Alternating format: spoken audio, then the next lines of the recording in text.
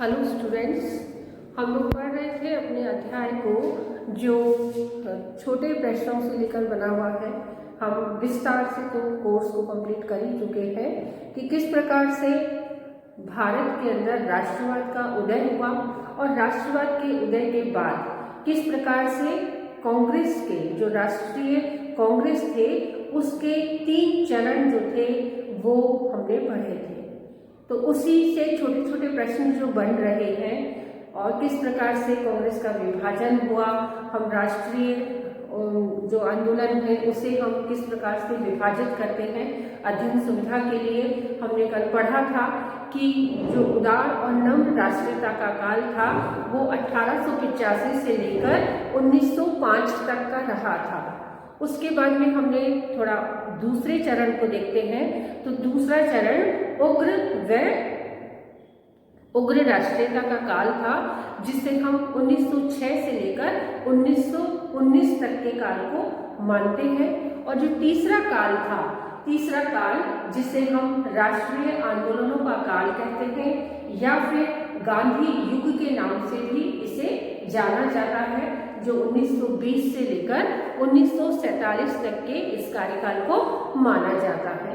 तो इस प्रकार हम समझ चुके हैं कि किस प्रकार से राष्ट्रीय आंदोलनों के काल को, राष्ट्रीय कांग्रेस के काल को किस प्रकार से विभाजित किया गया है। तो हमने पढ़ा था सबसे पहले कि उदारवादी जो नेता हैं उनके नाम कौन कौन से हैं, तो आप लोग को ज्ञात ही होगा। उदारवादी राष्ट्रीय नेताओं के नाम जब हमने पढ़े थे तो दादा भाई नौरोजी, गोपाल कृष्ण गोखले, सर फिरोज शाह मेहता और रास बिहारी बोस इनके प्रमुख नाम आते हैं। पुनः रिपीट कर देती हूँ, दादा भाई नौरोजी, गोपाल कृष्ण गोखले, रास बिहारी बोस और सर फिरोज शाह मेहता, ये 4 प्रमुख नाम हैं जो उदारवादी दल को रिप्रेजेंट करते थे। और उसके बाद में यदि हम उग्रवादी नेताओं के नाम यदि हम लेते हैं तो उग्रवादी नेताओं के नामों को यदि हम जानते हैं प्रश्नों के रूप में कि किस रूप में उग्र राष्ट्रवादी जो नेता थे जो 1906 से लेकर 1919 के कार्यकाल में उनकी विशिष्ट भूमिका रही, तो उनके नाम आते हैं लाला लाजपत राय, बाल गंगाधर तिलक, विपिन चंद्र पाल और अरविंद घोष। तो हम ये उसी लेसन से रिलेट करता है जो उग्र राष्ट्रवाद को समझाता है। तो उदार राष्ट्रवाद और उग्र राष्ट्रवाद के समय में एक ऐसा एक्ट पारित हुआ था जिसकी वजह से पूरे भारत में अव्यवस्था या असंतोष उत्पन्न हो चुका था। तो वो था वर्नाक्यूलर प्रेस एक्ट। तो वर्नाक्यूलर प्रेस एक्ट के बारे में हम थोड़ी सी जानकारी हासिल करते हैं कि क्या है वर्नाक्यूलर प्रेस एक्ट और कब इसे पारित किया गया। तो वर्नाक्यूलर प्रेस एक्ट 1878 ईस्वी में 1878 में वर्नाक्यूलर प्रेस एक्ट पारित किया गया।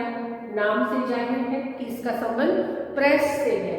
तो वर्नाक्यूलर प्रेस एक्ट एक ऐसे एक्ट को संबोधित करता था जिसमें भारतीय भाषाओं के समाचार पत्र थे उनके ऊपर बैन लगा दिया गया था। और ये जो समय था लॉर्ड रिपन द्वारा ऐसा पारित किया गया और भारतीय भाषाओं के समाचार पत्र पर कठोर नियंत्रण लगाया गया और वो था लॉर्ड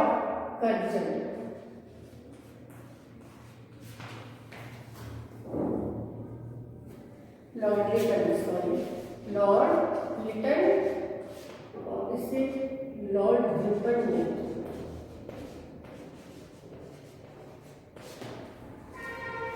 तो वर्नाक्यूलर प्रेस एक्ट को पुनः समझते हैं।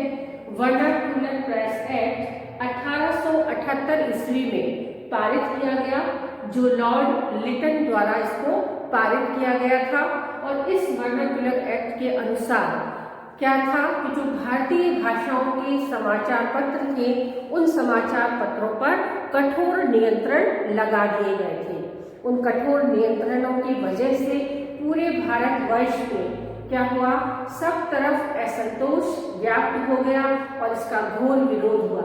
इसके घोर विरोध के कारण ही अंततः बहुत लंबा सफर चला और अंततः लॉर्ड रिपन को इस कानून को, वर्नाक्युलर प्रेस एक्ट को वापस ले लिया गया।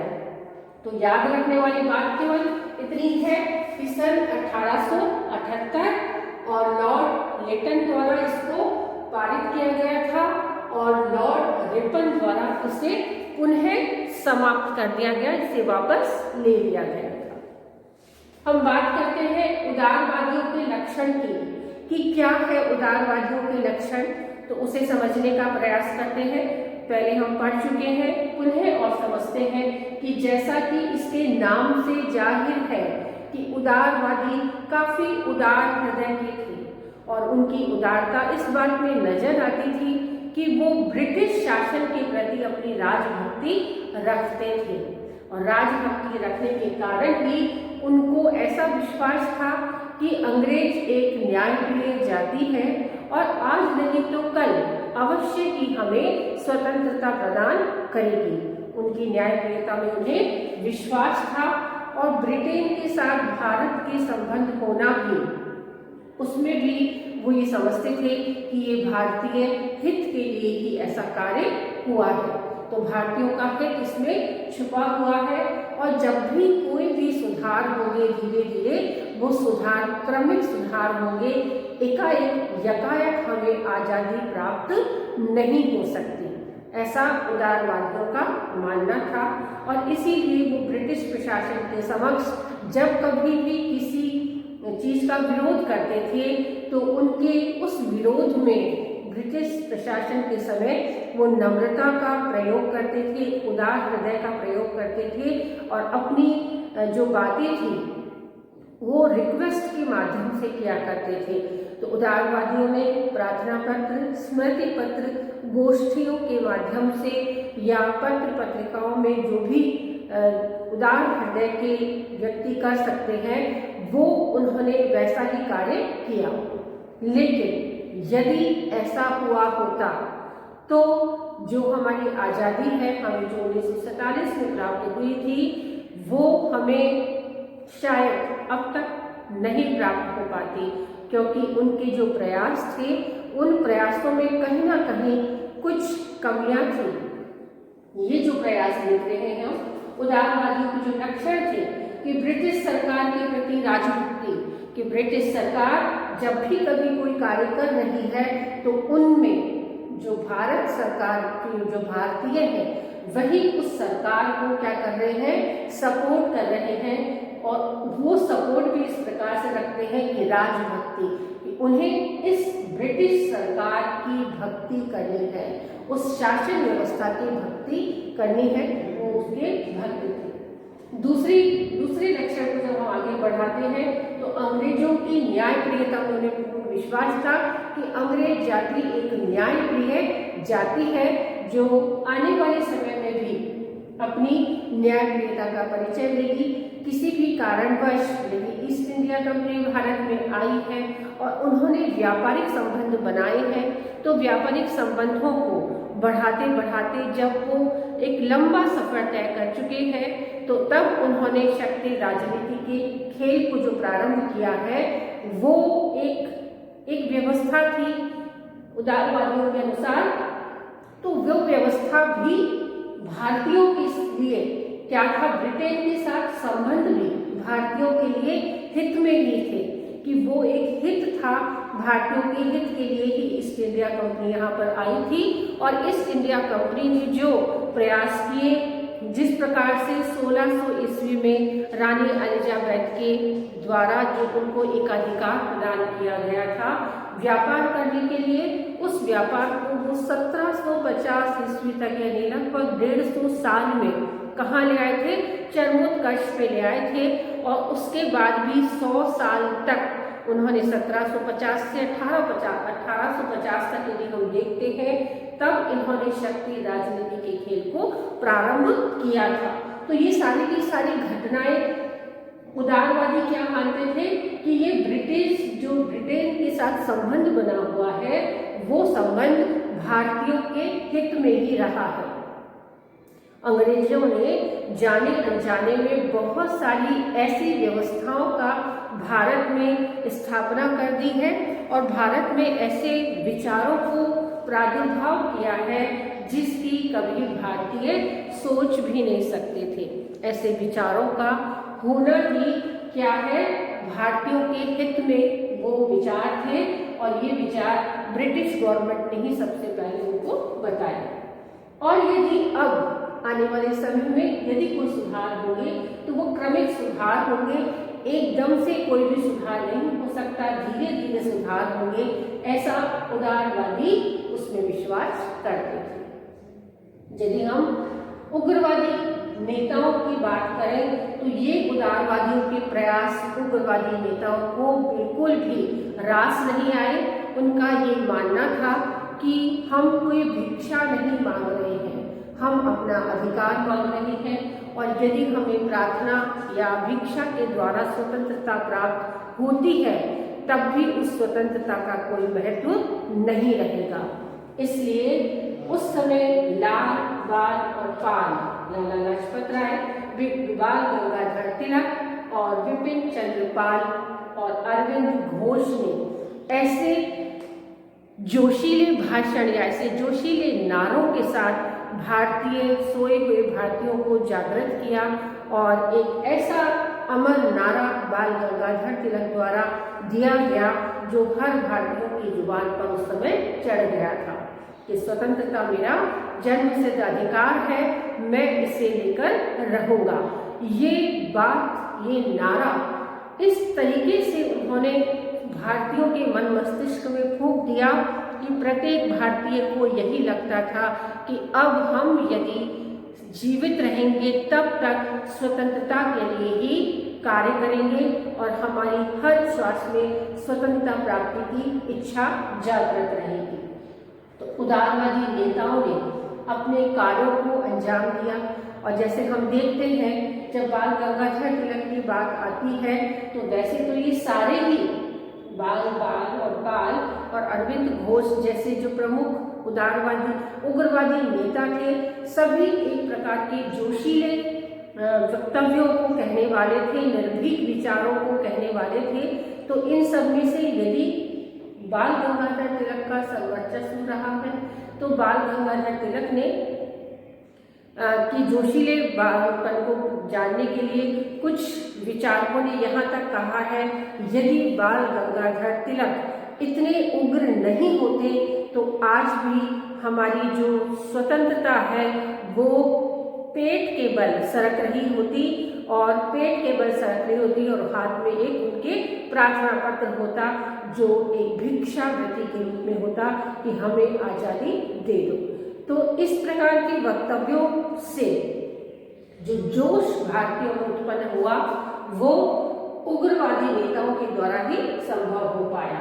तो उग्रवादी नेताओं ने उस समय अपने कार्यों को पूर्ण करने के लिए बहुत सारी साधन को अपनाया। तो वो कौन कौन से साधन थे, अगला प्रश्न उसी से रिलेट करता है कि उग्रवादी नेताओं द्वारा प्रयुक्त साधन कौन कौन से थे। तो पहला साधन आता है बहिष्कार का, कि बहिष्कार उस समय उनका पहला साधन था कि जो भी विदेशी चीजें हैं, चाहे वो उपाधि है, चाहे से वो नौकरी है, चाहे से वो शिक्षा है, चाहे से उनकी कोई भी वस्तुएं हैं जिसका हम प्रयोग कर रहे हैं, उन सभी चीजों का हमें बहिष्कार करना है।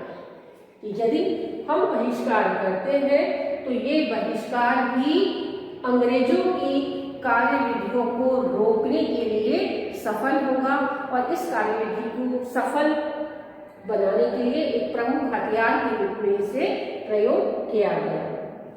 दूसरा हथियार था निष्क्रिय प्रतिरोध, क्योंकि प्रत्येक व्यक्ति में किसी इस प्रकार की क्षमता नहीं होती कि वो किसी भी चीज का पूर्ण बहिष्कार कर सके।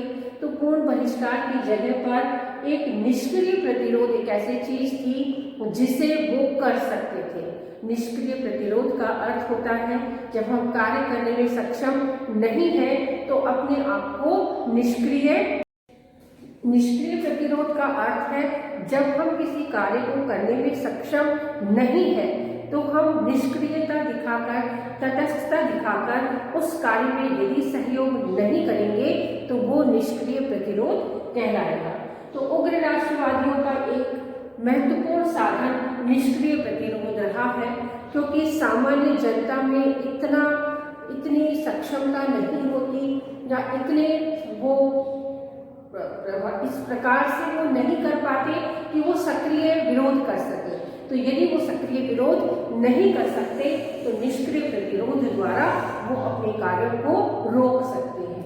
यदि तीसरे कारण की हम बात करते हैं, तीसरा साधन की यदि हम बात करते हैं तो वो है स्वदेशी अपनाओ।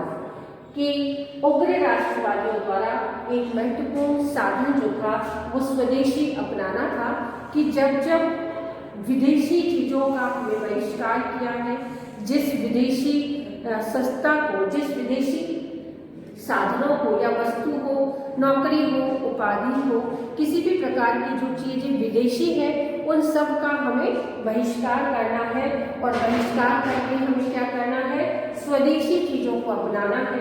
तो स्वदेशी अपनाना भी उग्र राष्ट्रवादियों का एक प्रमुख साधन रहा है, जिसके द्वारा उन्होंने भारतीयों को अपने कार्यों को करने की प्रेरणा दी स्वदेशी अपनाओ के द्वारा। अंतिम जो उनका साधन था वो है राष्ट्रीय शिक्षा। कि अंग्रेजी शिक्षा जो उस समय प्रदान की जा रही थी वो अंग्रेजी शिक्षा अपर्याप्त थी और उसके कारण वो केवल क्लर्क ही बना सके इस प्रकार की शिक्षा भारतीयों को देते थे। वो अंग्रेज ये चाहते थे कि भारतीय मन, रक्त और मस्तिष्क से पूर्ण रूप से क्या बन जाए, अंग्रेज बन जाए। और इसलिए वो ऐसी राष्ट्रीय शिक्षा को देना चाहते थे। उन्होंने जो उच्च शिक्षाएं थी वो पूर्ण रूप से बंद कर दी थी, ताकि भारतीय उच्च शिक्षा हासिल करके अंग्रेजों की चाल को समझ ही न पड़े। लेकिन ब्रिटिश प्रशासन ने जिस राष्ट्रीय शिक्षा का वहां पर चलन कर रखा था, भारत में उस समय उस शिक्षा का विरोध किया उग्र राष्ट्रवादियों ने और उन्हें स्वदेशी शिक्षा जो थी, भारतीयों की भारतीय भाषा में जो शिक्षा थी, उस राष्ट्रीय शिक्षा का आह्वान किया कि राष्ट्रीय शिक्षा जो होगी वो भारतीयों की स्वयं की शिक्षा होगी। और उसी के माध्यम से उग्र राष्ट्रवादियों ने भारत को समृद्ध करने में अपनी महत्वपूर्ण भूमिका निभाई। तो इस तरीके से हम देख सकते हैं कि चाहे से उदार राष्ट्रवाद रहा हो, चाहे से उग्र राष्ट्रवाद रहा हो, दोनों ही राष्ट्रवादों का लक्ष्य एक ही था, भारत की स्वतंत्रता या स्वराज्य। लेकिन उदारवादियों के कार्यों में भिन्नता थी, लक्ष्य भारत को स्वतंत्र कराना ही था। लेकिन उग्र राष्ट्रवादियों की जो कार्य विधियां थी, उनकी कार्य विधियों में बहुत अधिक डिफरेंस था। वो शीघ्रता से ही भारत को स्वतंत्र करवाने के लिए कार्यरत थी। तो लक्ष्य दोनों का एक था, लेकिन कार्य करने के तरीके दोनों के अलग अलग थे।